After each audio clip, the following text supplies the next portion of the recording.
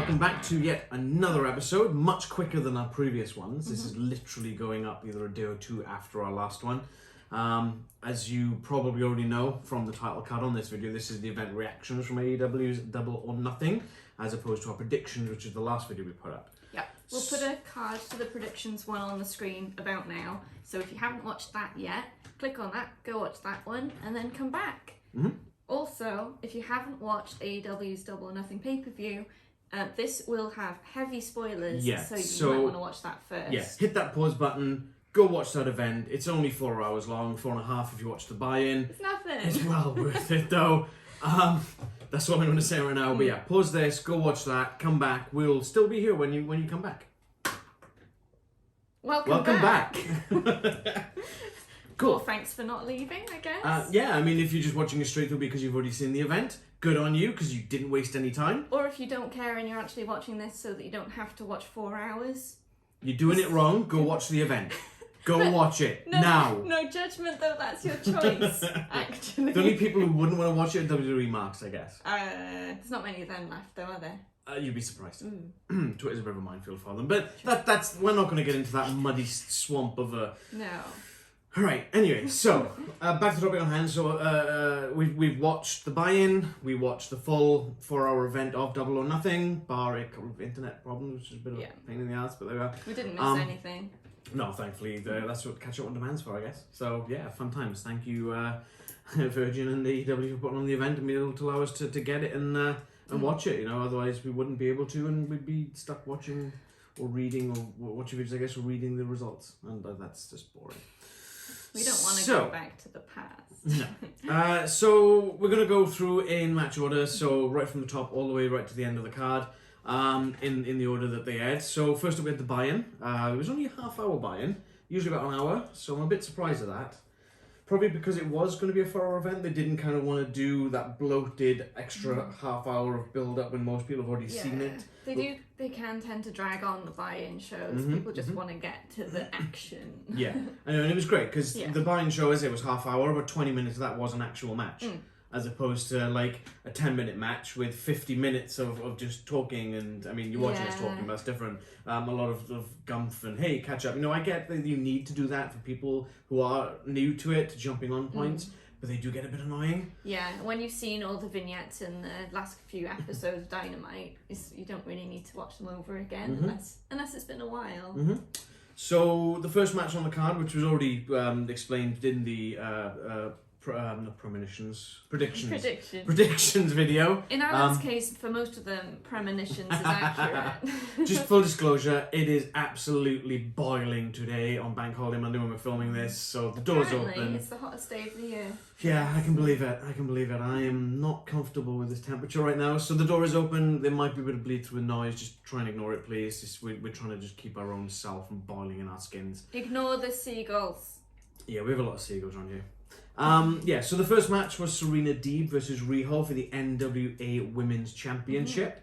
The thing that I thought was really striking is the way they set up the entire arena. It was the same setup as Dynamite. I thought it was going to be like a bigger stage, and more, but they panned out. You could see there was multiple tiers of fans going up, like a proper stadium almost. Even though the stadium is next door to the arena in Daly's Place, but also there was full on sun. That was crazy. It was so good though. It felt very different and very fresh. Considering for us, the pre-show started at midnight. yeah, which I think would have been about... Oh, was that 7? I think it's 7:30 Eastern time, I believe. Something like that. I'm not sure that would be on the Central or West Coast. I have no idea. Evening time. Yeah, but it's... I mean, you know, even here the sun goes down about 9 o'clock-ish, so, you know... full on sun, which was really cool. It looked very different, which was nice. I do kind of like it when WrestleMania does that as well. Yeah. Sometimes when they have them in the sunlight, and it's like, oh, this looks really unique and fresh, and I like that. It's a very different look on things.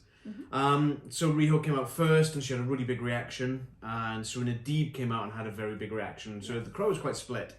Yeah. One thing that always gets me though is when I see that NWA Women's title, you've got that picture of the champion on it. So you're effectively wearing a belt or carrying a belt with your face on it.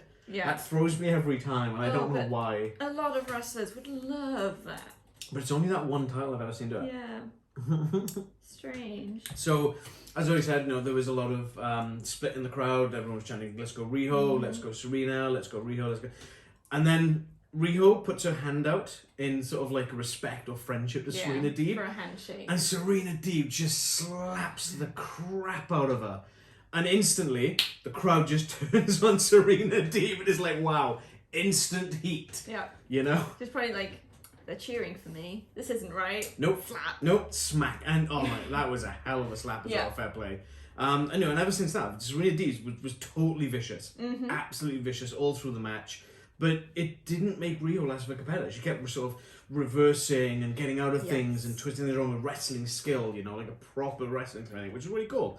But I thought it was a fantastic match. We had "This is an amazing" chant as well. How many times have you seen that on a pre-show?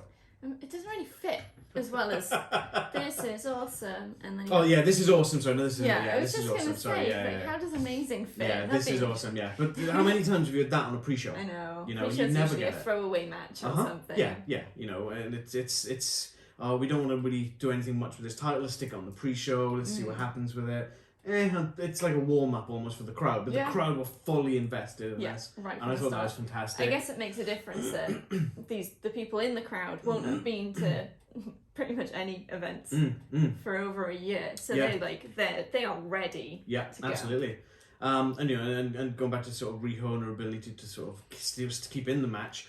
There was a point where Deeb went for the cover, and it was 1, 2, and she kicked out like literally 2 3/4. Yeah. And even Riho looked at her and went, "That was 2, right?" And it's just that storytelling in the match. The Riho, even though her first language might not be English, she still has that amazing connection and with the referee, with the fans, with the storytelling itself. And I thought that was fantastic. Yeah, she's always been great with that. From everything I've seen of her, she's right in. It's all about the storyline and progressing that and making the other wrestler look good as well. And definitely achieved in this match. Yeah, because if you're just going to make the other person look bad, then what's the point? Yeah, exactly. You have to have a form of believability in both athletes to be able to, both of them could be able to win. Pro wrestling is a team sport. Mm-hmm. Yeah, exactly.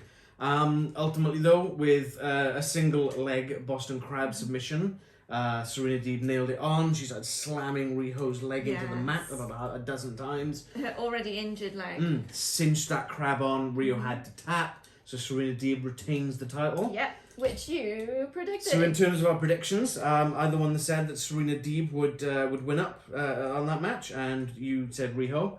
Unfortunately, you were wrong on that one. But after your explanation, I could see that I was wrong from the start.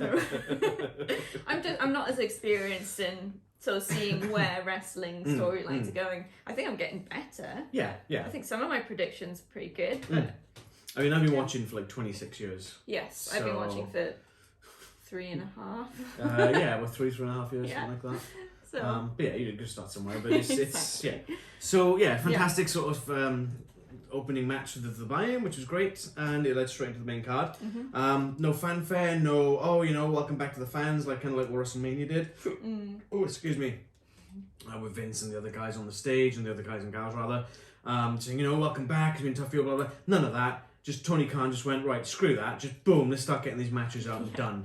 And so there might have been some of that on the pre-show bits that we didn't watch, possibly. It was only build-up, build-up that I saw anyway. But yeah, we sort of just jumped to the match on that. But it's a lot to watch. Straight off the bat, so I was wrong with one prediction. I thought Cody Rhodes would be the first one out with Anthony Ogogo, but it wasn't. Hangman Adam Page and Brian Cage, the Machine from Team Taz. Brian Cage comes out first looking jacked as ever, but he had that sort of robotic armor on. And with the face. Oh, that looks so cool. That looks so badass. I love that. It's awesome. It's proper robotic armor plating.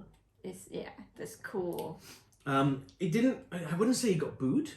But there was a bit of a reaction. I wouldn't say it was all boos. I think it was respectful acknowledgement that he is the bad guy. I think so, yeah. I mean, I quite like Brian Cage. I think he's fantastic. I've seen him. And the fact that he came out without Team Taz as well. Yeah, he adamantly said he wanted to go it alone. And we'll cover that in a second. But he literally said, I want to go alone. Yeah. Don't bring Hook out. Taz was on commentary. Don't have Ricky Starks out there. Don't have Powerhouse Will Hobbs out there. I want to do it on my own. I want to take a Hangman Page. I imagine if Team Taz were with him, there would have been boos.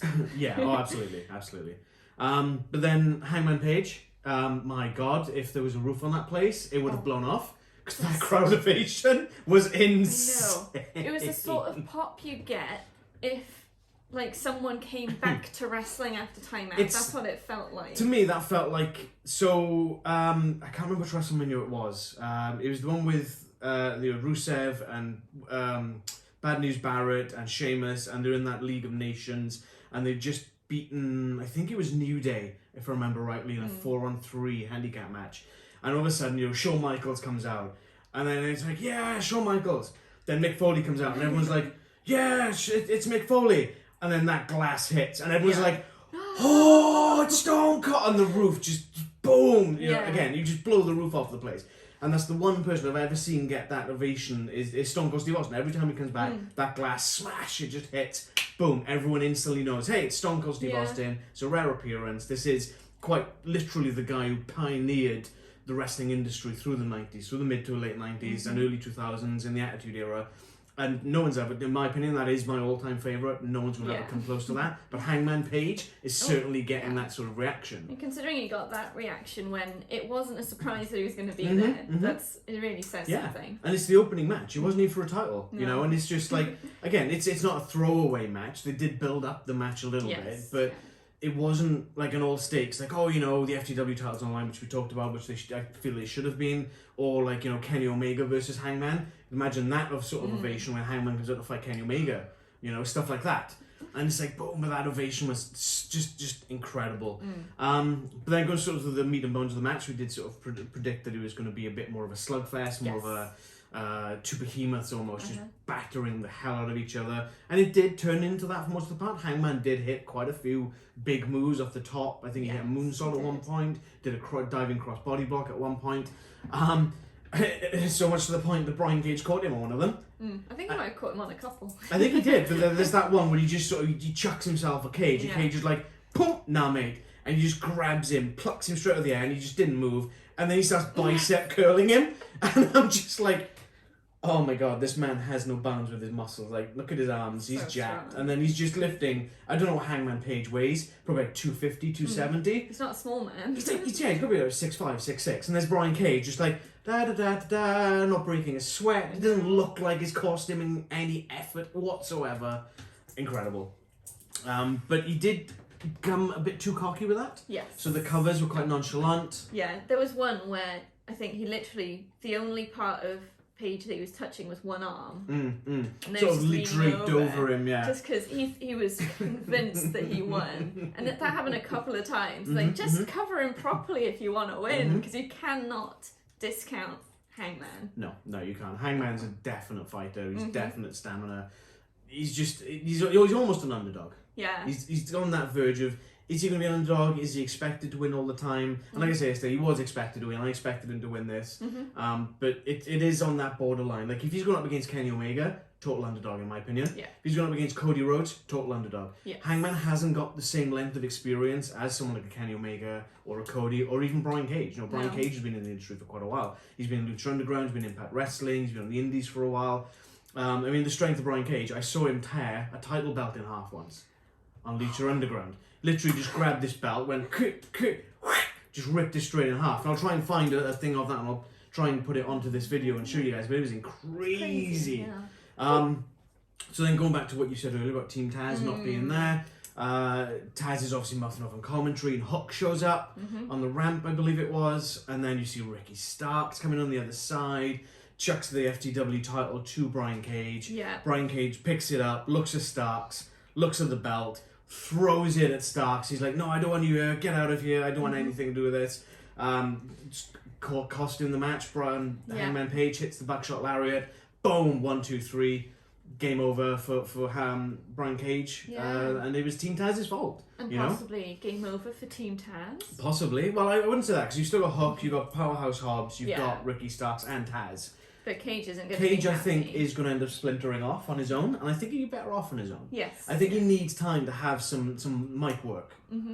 Put him on the mic, give him some promos, let him do some talking. Doesn't happen often because Taz is the mouthpiece. Yes. And Taz is a seasoned mouthpiece. He's a very seasoned promo guy, since ECW, WWE, commentary, Impact Wrestling he was in. He's been in so many companies, he's done a lot of work like that, and I think Brian Cage needs his in-ring work is fantastic, but we don't really hear him much on the stick or talking himself. True. So I think we need to maybe sort of see a bit of that from Brian Cage. Cool.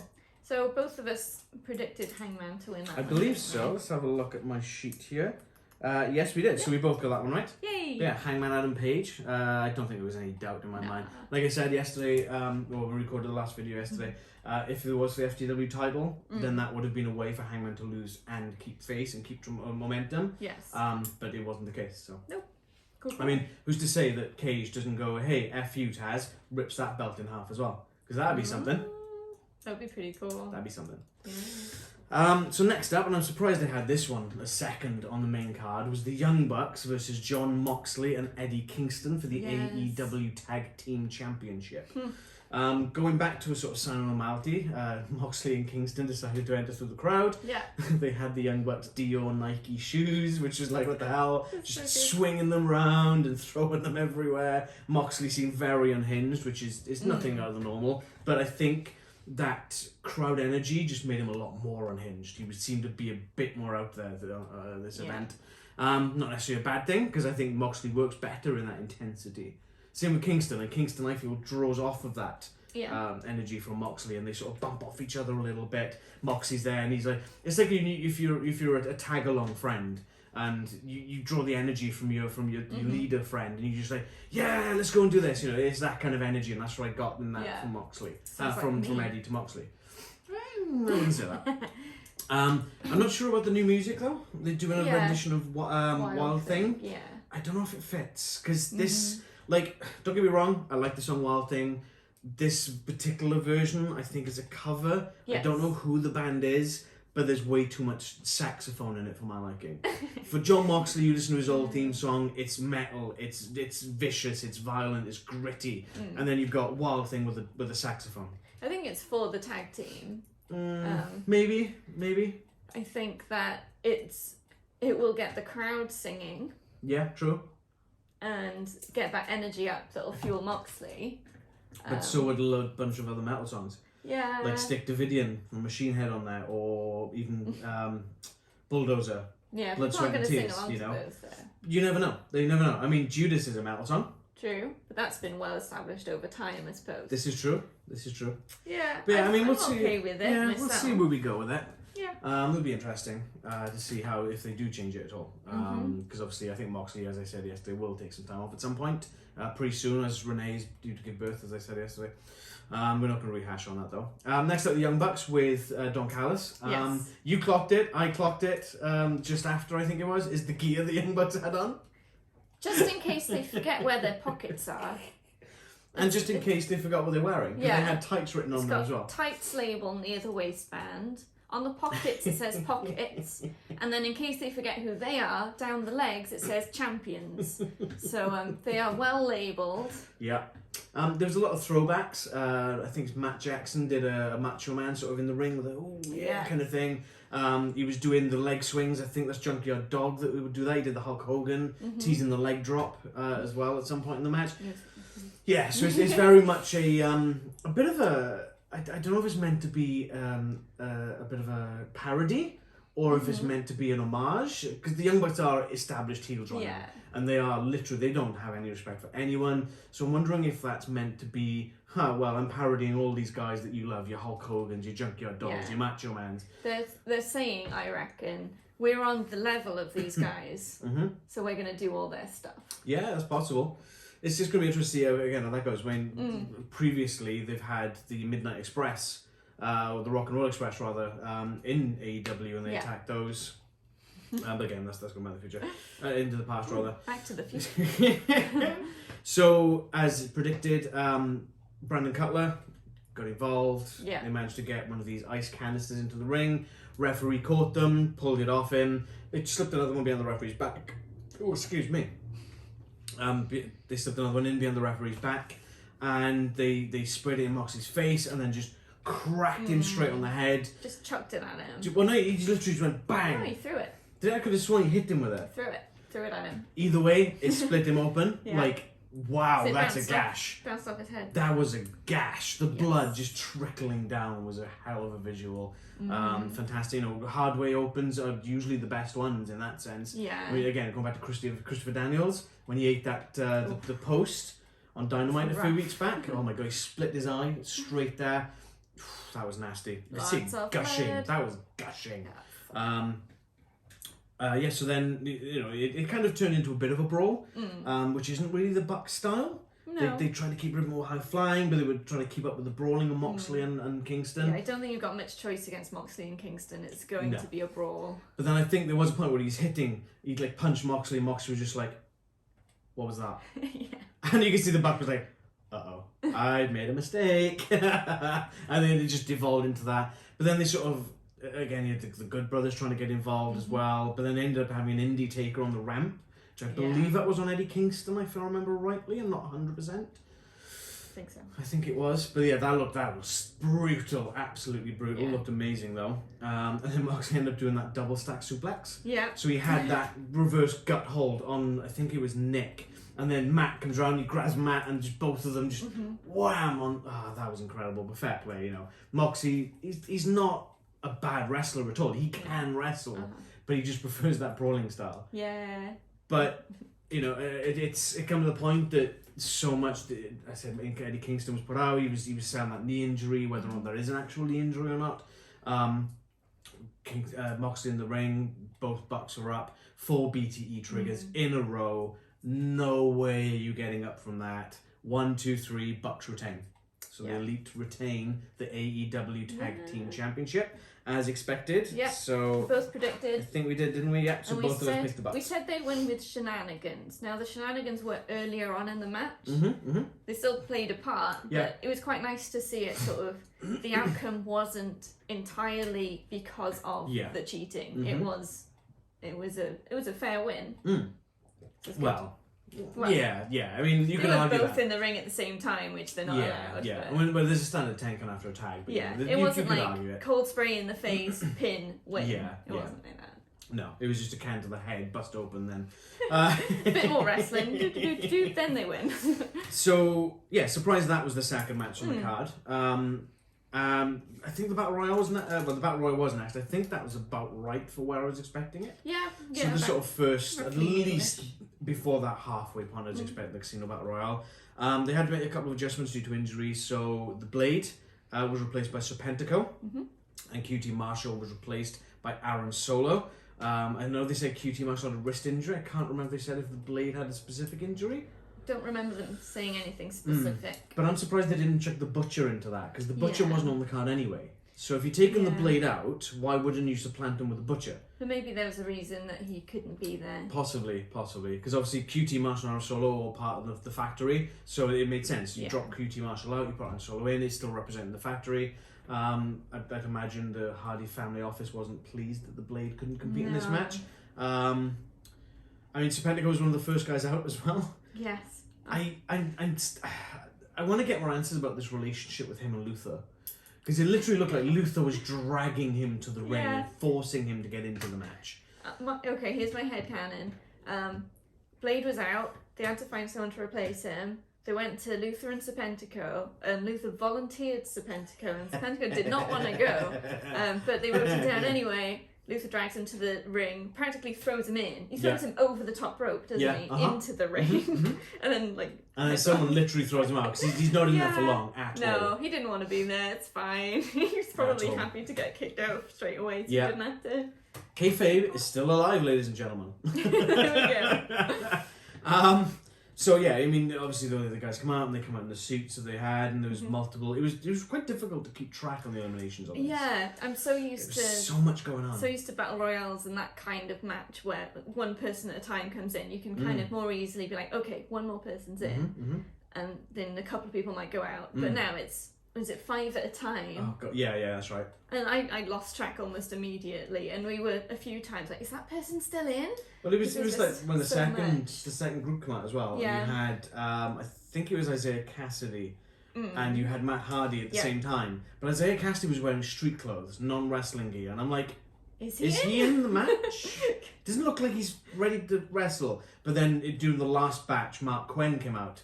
And he had the same clothes on. It's like, wait, is this a new style for Private Party? They just wrestle in smart trousers and blouses. It almost looked like they were ready to hit the clubs. Yeah. You know, it was that sort of gear that they were wearing. And he was like, okay, fair enough. But then I can't remember who hit the move, but it was did something to Isaiah Cassidy. And there was this extremely high-pitched scream. I don't know if it was him or someone in the audience. I'm like 90% certain it's him, because he's hit these high-pitched things before. Yeah. But I've never heard it that high before. They must have been like, he must have been practicing his Bee Gees or something before coming out, you know. Just like, so high. What was that? Like, I think there must have been a dog somewhere going, what was that? Mm-hmm. You know, somewhere close to Daly's place at that point. Yeah. So after all 4 suits come out, you had the wild card, which caught me by surprise. I didn't think it was really going to be Daniel Bryan. It's always going to be a long shot because he's so much of a WWE guy. You expect someone like that surprising, I suppose. Don't you? Yeah. But I mean, even so, Lio Rush was the wild card, and he is quite a surprising one. He was released from WWE, I want to say a year and a half ago. I don't remember why. I seem to remember a bit of controversy, but I don't remember what. If I remember, he's just a bit opinionated, if I remember right. He's a bit of a... running his mouth on Twitter or something, probably. Yeah, I think it was. You know, he's a great athlete. He did a few good things in the ring before he got eliminated. And then we came down to Mark Quinn, Isaiah Cassidy, and Matt Hardy of the Hardy Family Office, and Christian Cage and Jungle Boy. Yes. So at this point, our predictions are still very possible. Yes. So as a... But then you had, I can't remember who threw who, but one of the Private Party guys was on the outside, clinging onto the ropes, and then the other one gets thrown on top of him backwards, and he's like holding on, and it's like, what is going on here? And he put... That was a crazy couple of minutes. That happened twice. Yeah, that was incredible. Fair play. The second time they were out. But... So then they get kicked out, and then you've got Matt Hardy, and he's like turned his back to the edge of the ring. He's like, yeah, Hardy Family I was going to win. He turns around, and all he's got is Christian Cage and Jungle Boy, and they just sort of both looking at Matt Hardy as if to say, we're going to kill you now.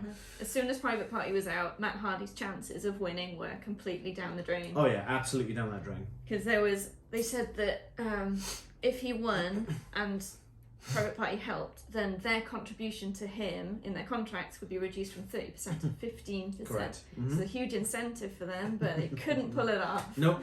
So then Matt Hardy is thrown out, leaving it down to Jungle Boy and Christian Cage. Good few minutes in the ring for both of these guys. You know, Jungle Boy, up and coming, still quite young. Christian, seasoned veteran, multiple time world champion, absolute Hall of Famer at some point. Just stellar match from both of them. Oh yeah. There's a point where Christian went to hit the kill switch on the outside. Jungle Boy got out of it, goes to throw him into the post, the ring post. Yeah. Jungle Boy just parkours right around it, slides back in underneath. It's like, what am I watching right now? This looks like Assassin's Creed, you know? But yeah, ultimately then Jungle Boy eliminates Christian. Whee! Dang it! It wasn't my official prediction, but it was my want prediction, so I'm counting it as a win. I'll count it. But you said that he would be a want for you as well. Yeah, yeah. I think Jungle Boy is... I do like Jungle Boy. So I think he's fantastic, but I'm surprised Christian Cage didn't win. Yeah. But I thought it was really touching at the end. Obviously, Luchasaurus came out, and Marco Stunt came out to celebrate with Jungle Boy, because he has now got a championship match against the champion, whoever won that title match later on in the night. But that's going to happen in 2 weeks' time on Dynamite, they said. Yes, yeah. But yeah, Christian Cage came in, he said, well done, make this count, give him a hug, and I thought that was fantastic. Yeah. It's almost a passing of the torch, but it's not, because obviously Christian Cage isn't retiring. No, he's sticking But it's around. almost like you're great, you're fantastic, keep it up, you're going to go far. And there was a very good ringing endorsement by Christian Cage for Jungle Seal of Boy. approval. Yes. Yeah, it's great. So 3 quite high-paced matches so far. Then we hit onto the Cody Rhodes versus Anthony Ogogo match. Yeah. Okay, first things first, QT Marshall is accompanying Anthony Ogogo. Every outfit he's wearing recently, and I mentioned this when we watched it, looks like he's ready to play in a darts tournament. It so does. It's the 3 Why big is stripes. The big Well, stripes. the 2, isn't it? And Yeah. 2 separate Yeah, colours, so you got the 2 colours, I think it was blue on this one. So you got the 2 colours on the side, the one black down the front, which is a black shirt. It's either darts or and bowling, it's, right? Yeah. But it's like, why? I don't get it. I guess it's his style. So this match, as expected, was quite slow and sluggish. Yeah. And Ogogo isn't particularly well versed at the moment. He's still training. He's still quite a greenhorn in the business. Cody Rhodes is a seasoned veteran, you know. One thing I thought was extremely odd, though, is that Anthony Ogogo is supposed to be a boxer. Yeah. Okay. Now that means proper physical, taking punches to the face. Even though you got gloves on, you're taking punches to the face. You're gonna get cut open, all that kind of stuff. I don't even remember how it happened. He hit something, maybe it was the turnbuckle or something, and he gets a little cut over his eye, and there's a little trickle of blood. A little trickle of blood, okay? And all of a sudden, he's swinging as if he can't see. Yeah, I think he was playing it up so much. It's a trickle. Did he not see what John Moxley had to deal with? I know. Did he not see what Christopher Daniels had to deal with on Dynamite a few weeks ago? I think you probably saw it as an opportunity to be like, oh, we can do a he can't see swinging wildly thing, but he overplayed it. I guess he's not as seasoned at the how he to overplayed sell it things properly. more than Dolph Ziggler overplays. Ooh. And that's the mic drop of the episode. Yeah. End it here, I guess. Done. That's it. I'm walking away. But yeah, Cody Rhodes, obviously, he's not going to lose. He's got the American Dream. He's playing it off with his founding legacy with the late great Dusty Rhodes, the American Dream, Dusty Rhodes. Comes out in obviously the American regalia. He's not going to lose. Hits the vertebraker on Ogogo, pins him. I mean, to be fair, that was great. And Ogogo is by no means a small guy. No. And Cody Rhodes had him up there for a good maybe 10, 15 seconds before dropping him. Yeah. And it's, oh my God, that was crazy. Yeah. But yeah, this match just... They did have some good moments in there, some good moves, but it's just compared to what we'd already seen, it sort of fell a little bit flat. I think I would have preferred this to have opened the show. Yeah. To get that dud match out of the way. Yeah, that would have worked. You know, do that, then have the Young Bucks and Moxley, or Hangman Adam Page and Brian Cage, you know? And then you've had this one match, and then you go in from this to this. Because when you're following something like Hangman Page and Brian Cage, and then Young Bucks and John Moxley, and even the Casino Battle Royale, there was a lot of good spots in that.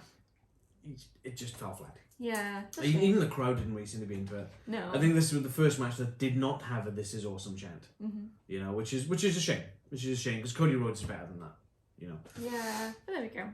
So yeah, I think we both agree. Yeah, Cody. Yes, we both agree that Cody Rhodes is going to win that one. Next match then was Miro against Lance Archer. So just prior to this match, they showed a little bit of video footage from the Fan Fest event which they held. I think it was at Daly's place, if I remember rightly. I think so. Where they sort of had meet and greets and all this kind of stuff and weigh-ins and so forth for the event. Where Miro attacked Jake the Snake Roberts, punched him. Obviously, Jake the Snake isn't young. He's not a young man anymore. He's fantastic. He's great. In his prime, he was superb, one of the best promo guys in the business. And he still is one of the best promo guys in the business. He's so good. But he's not as physical anymore, and he's not as in that good shape anymore, you know, and that happens, you know, you get old and your body becomes he's gone through worn out. Yeah, he has been through an absolute lot in his life, fair play to him, and we love Jake, absolutely love Jake Snake Roberts.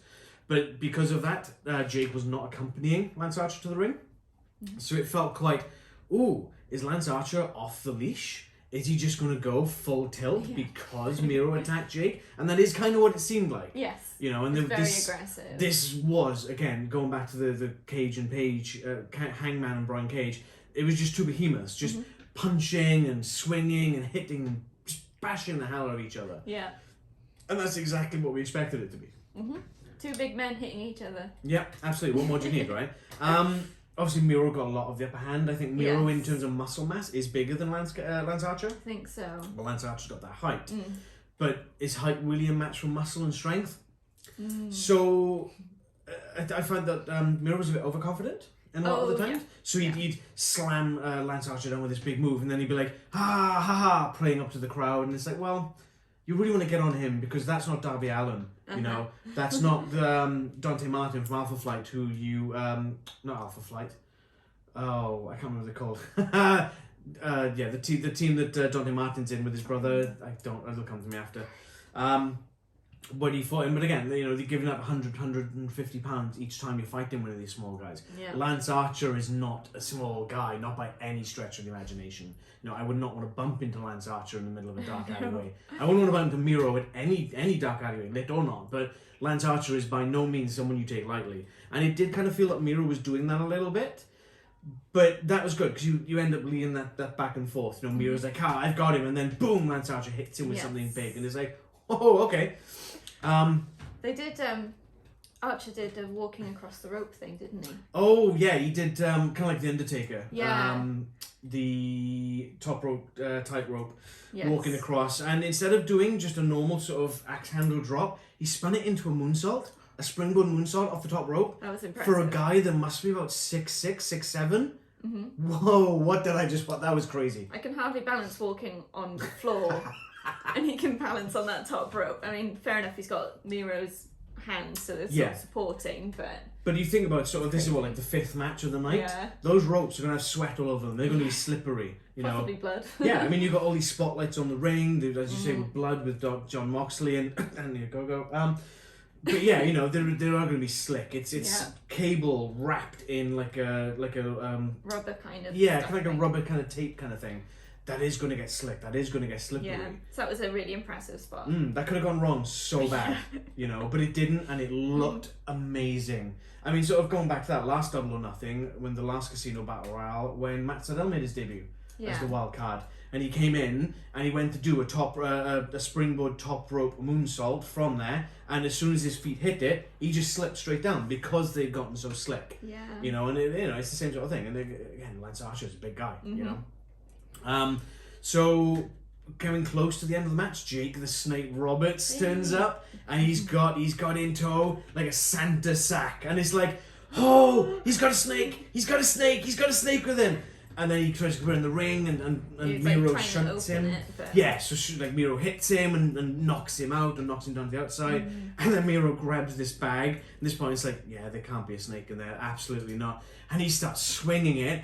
And then just literally launches it. Yeet. Yeah, yeets it straight up the entranceway. And it's just like, oh God, I pray there's no snake in that. But then they wouldn't, because Peter would be all over them and all the animals, which is just right.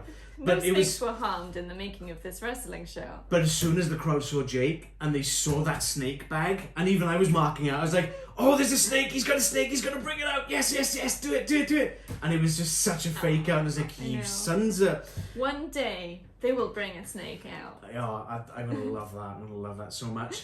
So obviously that distracted Lance a bit. Miro took advantage. He did this whole, it's over. Hit him in the camel clutch. Legs down, lynched him back. Referee stopped the match because Archer wasn't responding. So Miro retains. No, didn't tap. Respond. Passed out. Yeah. So my prediction that was right is Miro. Unfortunately, you did go for Archer. I did actually say, after attacking Jake, Miro wins. So I wasn't far off the mark of that one as well. See? Premonitions. I will be reading next week's lottery numbers on my next video. No, we need that money. So, next match after that, I'm just going full tilt this. Shida, Hikaru Shida against Britt Baker, D.M.D. Rebel, not Reba. I don't know if it's just me, but I'm a bit sick of seeing Rebel trailing around with Little Bo Peep and her sheep.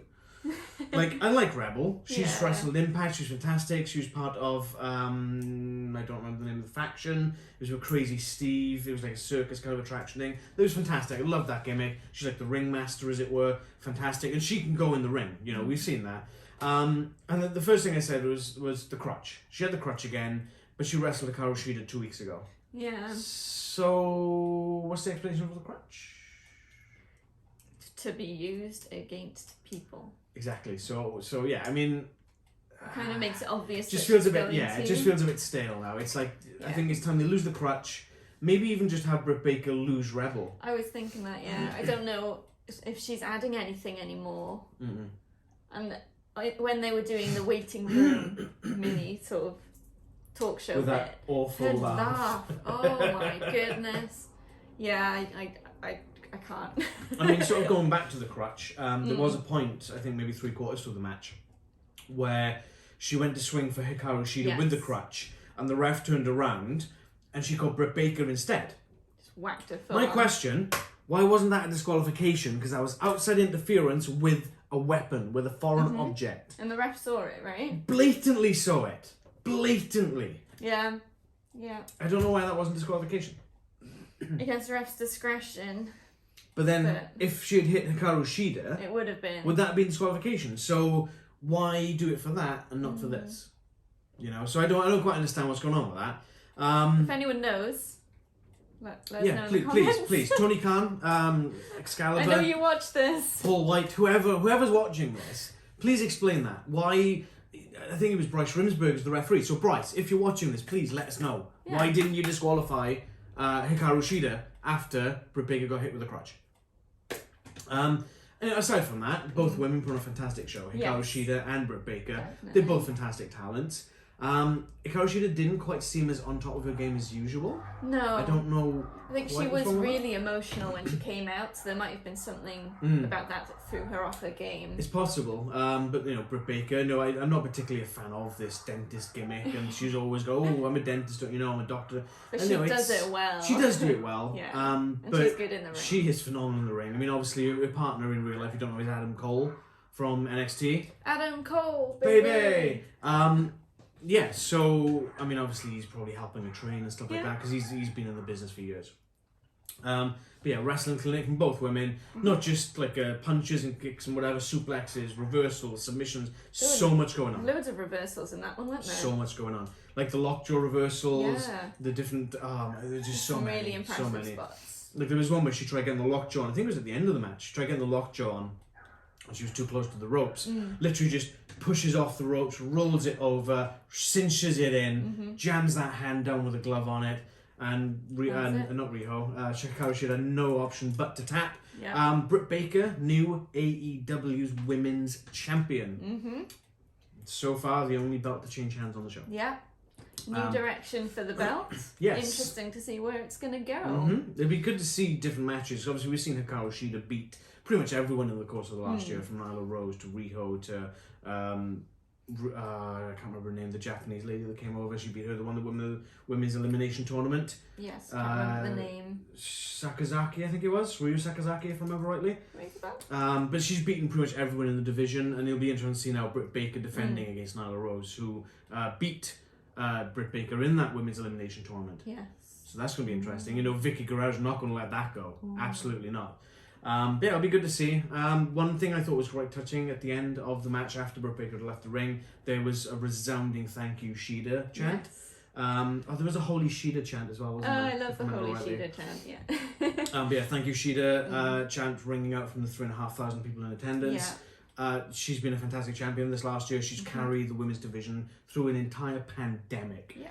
In front of next to no fans, and you know, again, just thinking about it, she's fantastic. But as you say, it's time for a new direction. I think it's a different time, and it's. I think she needs a bit of time off. I think she'd be do good. She for deserves a bit of break. Off. Absolutely. So on that one, we both picked Britt Baker to win that one, so we were both correct with our prediction on that one. Next match then was the long-awaited, in a lot of fans' eyes, return to the ring from Sting, teaming with Darby Allin against Scorpio Sky and Ethan Page, All Ego Ethan Page. So I love the way that Darby Allin's matches always start with this 30 seconds or 1 minute long sort of little movies almost. Yeah. And Darby writes them, he directs them, he produces, he does everything himself. He's an amateur filmmaker, and I love all his stuff. It looks fantastic, that black and white grain, just the contrast. All looks superb. I mean, we've seen all different kinds of things, like skateboarding stuff. There was that one where he was being dragged in a body bag at one point. I think he was fighting Lance Archer for that one. And there's just so many great videos that he's put out, and they're just phenomenal. And then you obviously see him sort of skateboarding around this place, skating down like a desert road almost. And then you've got this convertible with a top up coming down the road, and it's Sting, and he pulls the convertible hood down, chucks the skateboard in. Darby Allin jumps in the car, he just turns to Sting. It's showtime.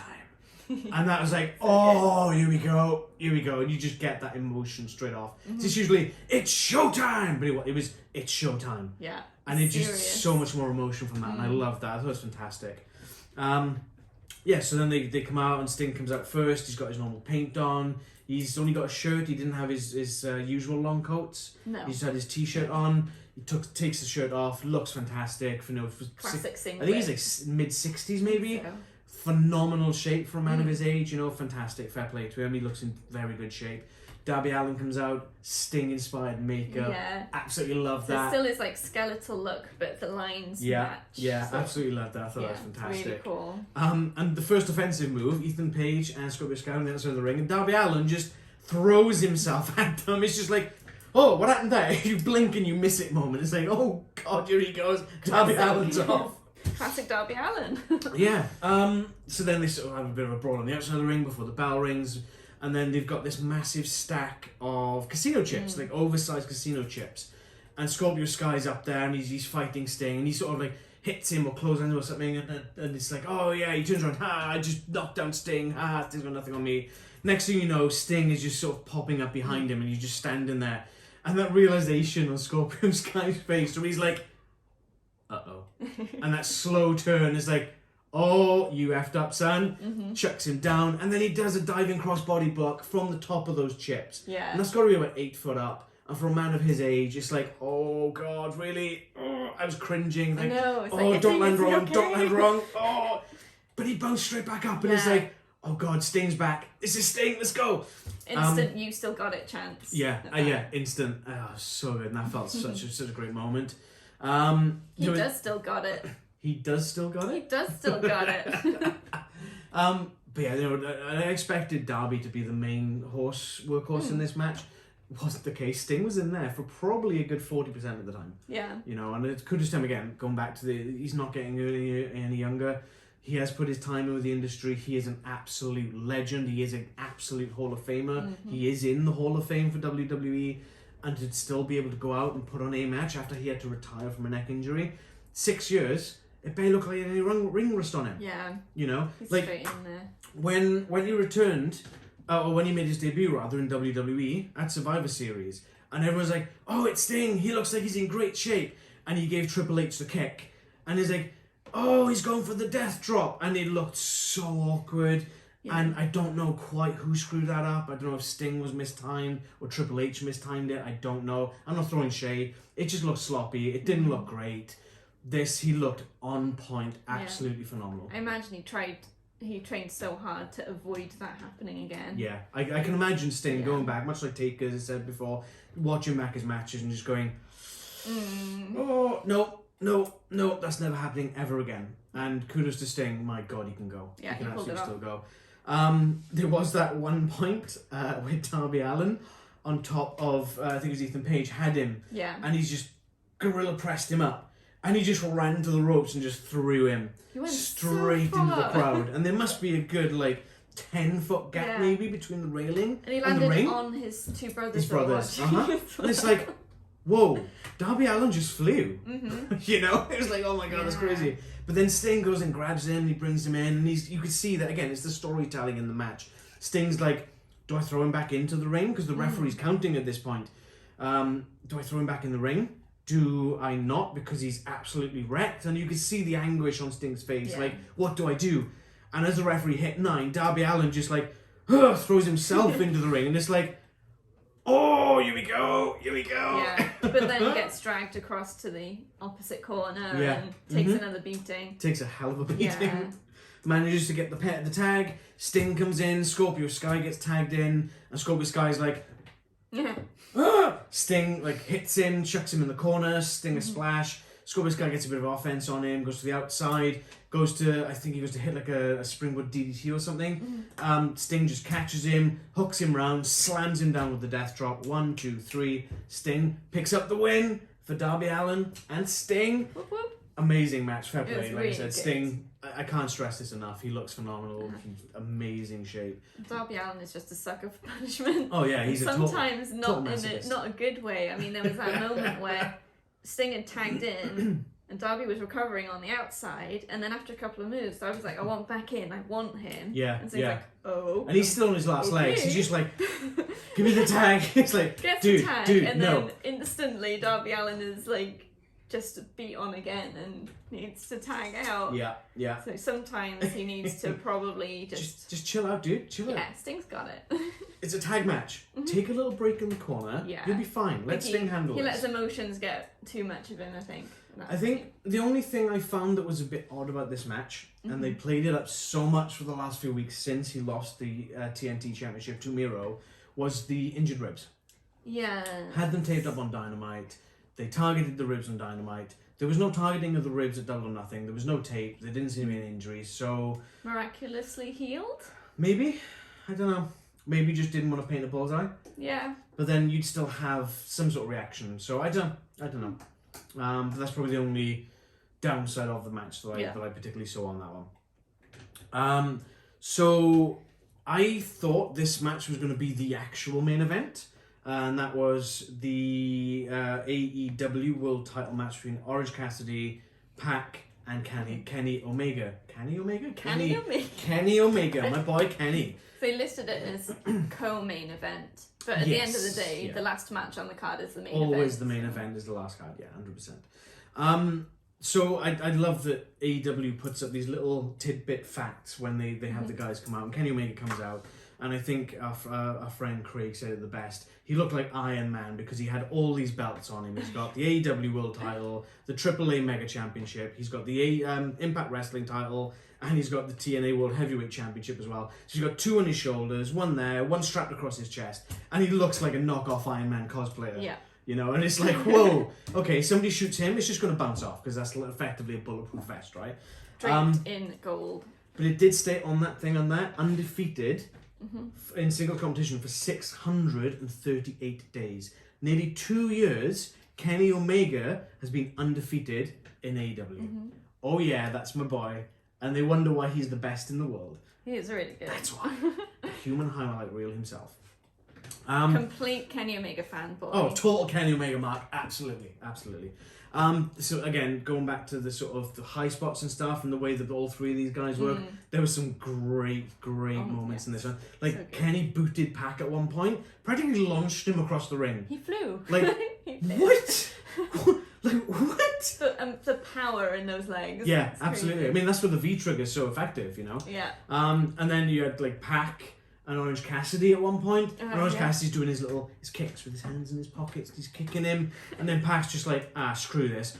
Wham! Straight up low blow, straight between the uprights on Orange Cassidy. There was that point where Pac pulled some big move on Kenny. So Kenny's down. Orange comes in, just like throws Pac out of the ring and goes for the pin. Yeah.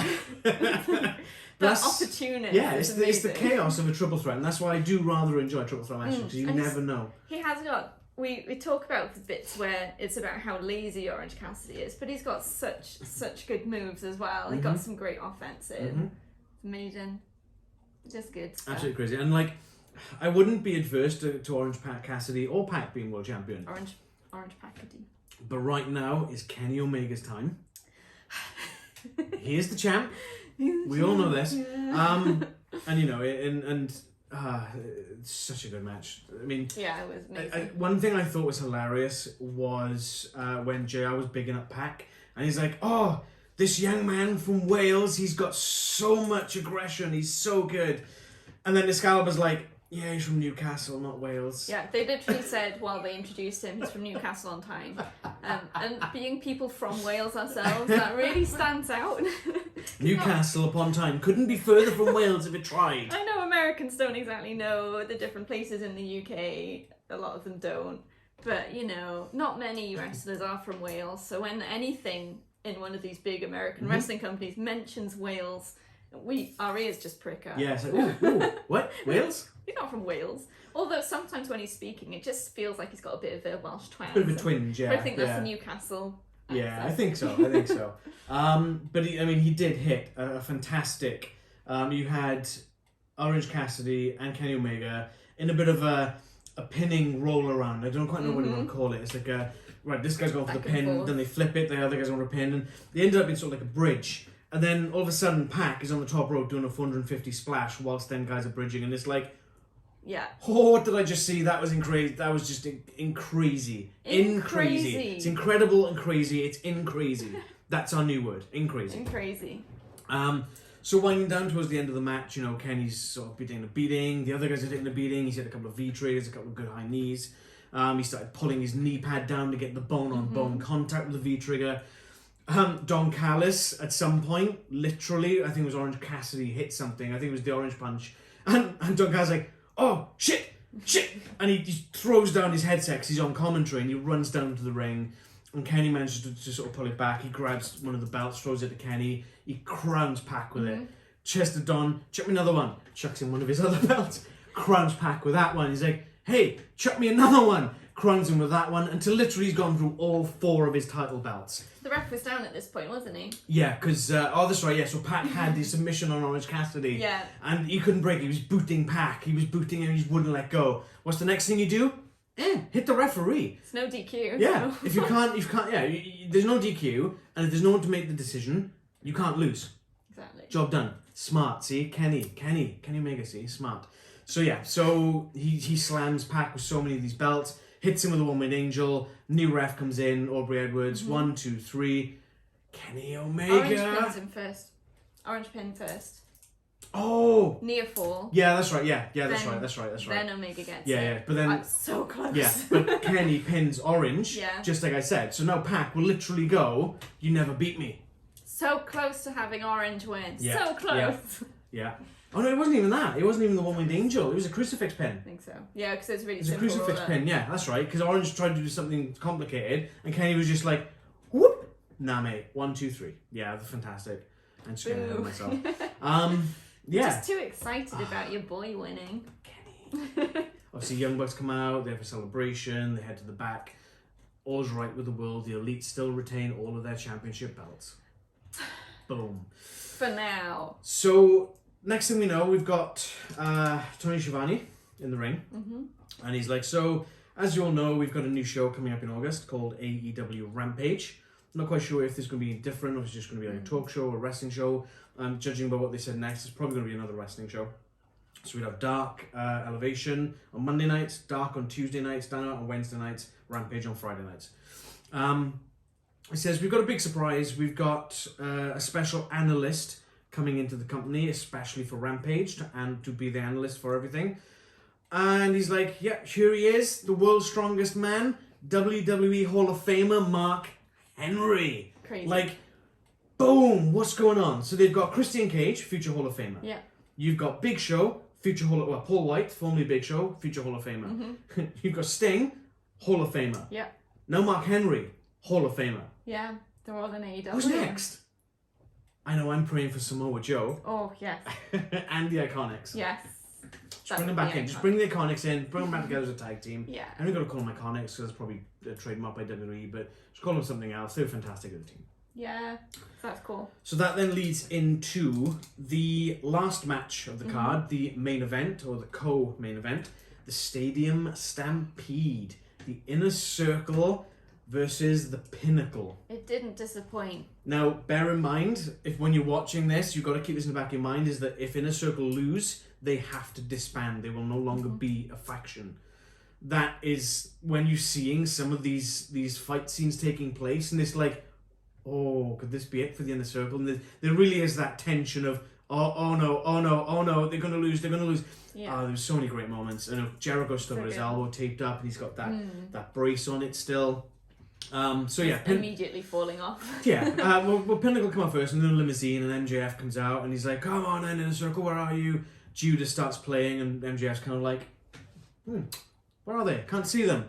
And then I think there was a bunch of pyro that went off first on the top. Yeah. And they just got the Inner Circle standing at the very top of the stadium on the scoreboard. And it's like, what are they doing up there? Then they jump off. And it's like, they're abseiling. Their entrance is abseiling from the top of the stadium all the way down to the bottom whilst Judas is playing. And that's just like amazing. If this is the last time we see Inner Circle, that's one hell of a way to go out on an entrance. You know, something special, something unique. It very much reminded me of, I don't think you've seen it, WrestleMania 12, with Shawn Michaels he ziplines down the entire length of the building to fight Bret Hart in that Iron Man match. Phenomenal. When they jumped off, my initial thought was they're ziplining. Yeah. But they sort of didn't really move, so I was like, something wrong? Yeah. But they were just like rappelling down on the ropes. Yeah, that was awesome. I love that. It was really cool. So good. So there was a lot of... So this takes place sort of away from the arena where all the matches have taken place thus far. There is a ring in the middle of the football field, which is like, Okay. In case they want to use it. Cool. Don't have to. They did it last year. It didn't really much. They used it a bit. Yeah, not much, but yeah. Same with this year. They didn't use it much, but they used it a little bit, which is cool. And you had that quite echoey sound when they were taking hits on it, which I like that sound. So you had like a coach room they fought in. They had a kitchen area, and there was a freezer, walk-in freezer. You had a room full of chairs. You had a bar brawl, which was going on. You had an office room, and then they sort of ended up. Some of them ended up going towards the arena and actually taking place in the arena itself. So we'll go through it systematically. So the coach room, Jericho fighting MJF throughout the building. Yeah. And he goes into the coach room, and there's like some of the coach from I think it was the Jaguars. I think they said it was. I think so. And you had these two guys who just stood in this room chatting, and they're just like. Okay, these guys are just beating the hell out of each other. So one of them throws an American football to Jericho and he just launches it. And then, second one, same thing. Says to the other guy, "Can I borrow your laptop?" Grabs his laptop, smashes it. Whacks him twice with his laptop, and it's just like, I hope he's got insurance on that. It's probably an old one, but it looked heavy as well. It looked like one of those, as you say, old, very bulky. So then they sort of flipped over to the kitchen area where you had Wardlow and Jake Hager scrapping and throwing each other into different bits and pieces. They ended up going into a walk-in freezer where they literally had a pig cut in half hanging on hooks, and it's like, is that real? What's going on here? No idea if it was a prop or... But like everything in that room is going to be freezing cold, ice cold. Yeah. And I think it was Hager that took the bump on some boxes of stuff. Probably was padded, but how long has it been in that freezer? I know. That's going to hurt. If you've ever been in a walk-in freezer, it's just instantly your whole body is like cold. So you're going to feel bumps more, for sure. They didn't stay in there long, luckily for them. Yeah, Wardlow thinks, he's done. He comes out, shuts the door. And then next thing you know, Jake Hager's ripping the door open. Where you going? And he gives him the middle finger and they start brawling more. Ends up sort of with Wardlow spearing Jake Hager through that wall. Yes. And it's like, okay, I know it's only plasterboard, but wow, okay, that's impressive. It's a good visual, even if it's just plasterboard. It was just a very good visual. Next, you go to is Shawn Spears and Sammy Guevara. Yes. And they sort of fight. They've been fighting on the field at one point in the ring. Sam and Spears ran off, and Sammy sort of followed him. And they end up in this room, and it's sort of dark, and Shawn Spears is sat there on a steel folding chair. It zooms out, and it's a room full of chairs. Because Shawn Spears is the chairman of AEW. After that, if you don't watch AEW, there was a whole thing when Shawn Spears made his debut in AEW where he had a steel chair and he hit Cody Rhodes with it.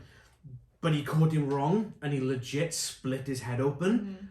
God, that was a bad bust. That was a nasty split, that was. But yeah, the spotlight and Shawn Spears is sat there waiting for Sammy Guevara, and a brawl ensues. They sort of end up fighting to this kind of, I guess like a storage place for racking. Yeah.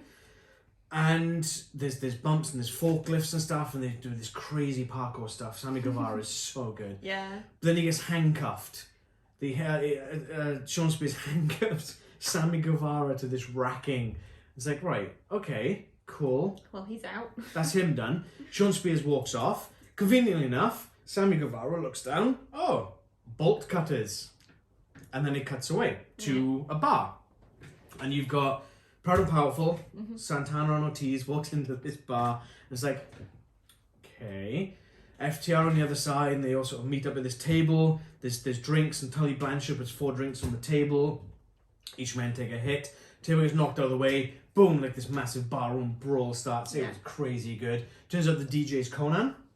It's like, wait, what? Tully Blanchard tries getting involved. Conan's like, nah, mate, don't think so. Stops him getting involved. There's glass bottles flying everywhere. There's glasses going everywhere. It's absolute chaos. Yeah. I don't even know how else to describe that. It's absolute chaos. And you got the disco music playing as well. Yeah. Like club music. Yeah. And then you've got that sort of segment ends with I didn't catch who. I think it might have been Cash Wheeler, and I think it was Ortiz going into the lift. Yeah. Who knows where that lift went? We never find out, but it was cool anyway. It was cool. You just imagine them fighting in the lift, but no ref in there or cameraman or anything. No, so they might have just been like, oh, what do we do now? Yeah. So then we cut back to the leader of the Inner Circle, Chris Jericho, facing the leader of Pinnacle, MJF, in the office area. And it's like, and there's this big hardwood tables, and they're slamming each other all over the place, and Jericho's wrapping's coming off, and he's got the brace coming off. And then Jericho picks up a stapler and a bit of paper. I see where this is going. So he hits MJF. MJF's down on the ground. He puts the paper there.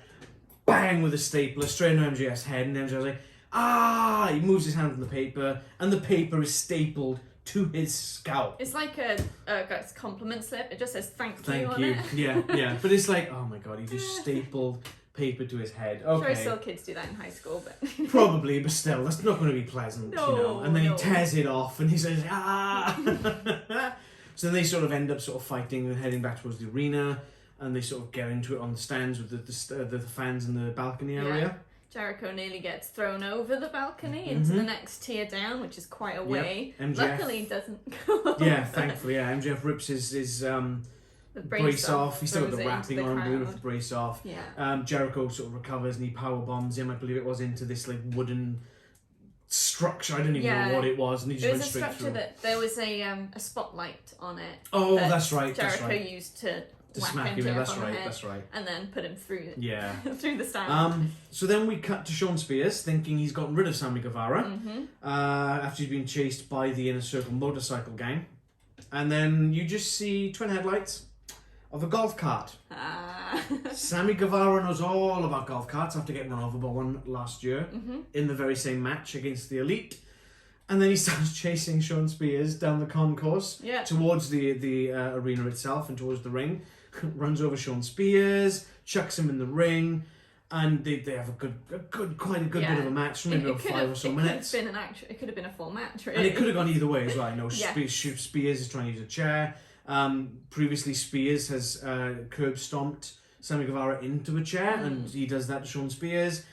Hits a 630-degree senton off the top onto Shawn Spears for the win. Inner Circle are still together. Yes, love it. But just the fact that a 630-degree senton, that's like 2.5 full rotations. The human body shouldn't be able to do that in that short space. No. And he's only like 5 foot off the ground, 6 foot, whatever the length of that turnbuckle is. And he's just jumping and boom. Just crazy. And how does physics work? I don't know. Just defies gravity. Sammy Guevara is going to go many places in this business. But then obviously the Inner Circle come down, they embrace, they blow off an absolute bucket load of pyro. It serves a Rammstein concert at that point. There's so many flames going off. And then Judas starts playing, and the sound of 3,500 people just singing Judas. Yeah, and because they they fade the music out, and the crowd keeps going, and Jericho's like, keep going, and they do, and it just sounds amazing. So good. It's one of those moments you just wish you could be there. Yeah, and again, going back to our friend Craig, who's also a massive wrestling fan, shout out to Craig. We were talking about it after obviously we finished watching it, and he said that Vince missed a trick. Imagine WrestleMania, 80,000 fans, Chris Jericho coming out to Judas. Yeah. Not 3.5, 80,000 fans. Yeah. Let's hope AEW gets that big and pulls that off. It could happen. Crazy, that'd be so good. Yeah. But that was the full rundown. That was everything we thought and our predictions. Yeah, so I mean, we were predicting Inner Circle would win because there was no way in hell we would, let's be honest. No. But yeah, no, it was a fantastic event. If you haven't seen it, go see it. Only the one dud match. Yeah. And like if there's... It wasn't awful. No. It wasn't to the level of the others. Not at all. Like, again, I don't want to throw shade. I like WWE. I do enjoy WWE stuff as well. Mainly I'm a massive Attitude Era fan. I do enjoy some of the guys there and some of their work, but a lot of them are underused. They don't get used to their full potential. You won't see an event this good on WWE Network. Nope. Or WWE TV or Peacock if you're watching in America. Like, WrestleMania was good, but it wasn't great. And WrestleMania should be great. So it's like half and half good matches and... But it's... I just think Vince just needs to hand the reins to Triple H and just let him take over. And I think then that they would do the same kind of stuff as the AEW. You know, the high intensity, the a lot of the guys and girls in AEW are in control of their own characters. Yeah. It's not go to this script writer and run an idea past. Oh no, I don't like that. No, tough, you're not using it. It's okay, we'll let you run with it, and if it doesn't, we'll come up with something else. And that's exactly what you need to be. That's why Cody and Kenny and the Young Bucks are the EVPs of AEW, and they are wrestlers. They know what it's like to be under the boot heel of someone who doesn't quite, get the current modern climate. Yeah. And it's nice to see AEW sort of picking that up and letting the younger guys showcase. You know, Brian Cage, again, not relatively a new person, but he's not had that exposure. You know, Anthony Bowens, Matt Caster, the Acclaimed, the rapping's not that great, but they are good talents in the ring. Yes. Dark Order, fantastic talents in the ring, and they've been given shots. Jungle Boy is now the #1 contender for Kenny Omega's AEW World Title on Dynamite in 2 weeks' time. Jungle Boy for champion! Would Vince pull that trigger? Nope. It's taken him this long to give Cesaro a title shot. Yeah. You know, so if you're looking for something different, if you are a WWE fan and you haven't seen any AEW events, honestly, watch Double or Nothing. Yeah. And tell me that it's not good. You can't. There's no way. There's only one dud match on there. The crowd wasn't into it. I wasn't into it. I don't really think that Ogogo is that into it. I don't know. He just doesn't seem like a good fit. Maybe he'll prove me wrong down the line. Yeah. Maybe he's just green. I don't know. But it just felt a bit janky. But honestly, what would you say is your favourite match? You've put me on the spot. I have. Have a little scroll through. Oh. I think that Kenny, Orange, and Pac. Yeah. The triple threat, absolutely show stealer. Follow closely for me. So I give top 3. Omega, Pac, and Orange Cassidy, #1. Stadium Stampede, #2. Yeah. Hangman Page and Brian Cage, #3. That was really good, yeah. I really enjoyed that match. As an opening match, they couldn't have gotten that any more right if they tried. It was just such a great, high intensity, quick pace, quick action, still a good story to it. Like, what's going on with Team Taz? Hangman Page on his own. Is he going to fight Team Taz? Brian Cage reneges Team Taz. No, I don't need help. Get the hell out of here. And it's just, it was just fantastic. Yeah, it had the skill, it had the story, it had everything. Yeah. You know, I think Hangman Page will end up being champion, either the TNT champion or maybe the AEW champion, possibly by the end of the year. He has got the skill. He needs to full on join the Dark Order, though. Oh yeah, absolutely. I'm surprised Dark Order didn't make a showing in that match, actually.